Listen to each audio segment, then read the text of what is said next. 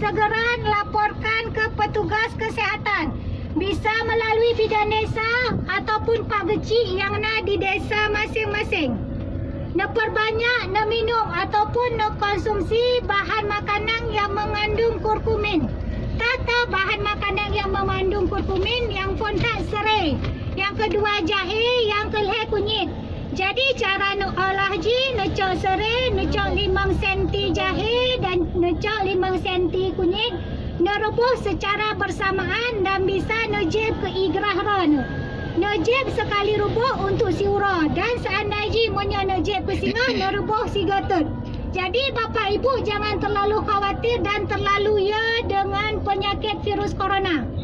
Karena penyakitnya bisa dicegah dengan beberapa hal. Yang pertama sekali, seseringlah mencuci tangan dengan sabun di bawah air yang mengalir sebelum dan sudah melakukan aktivitas fisik.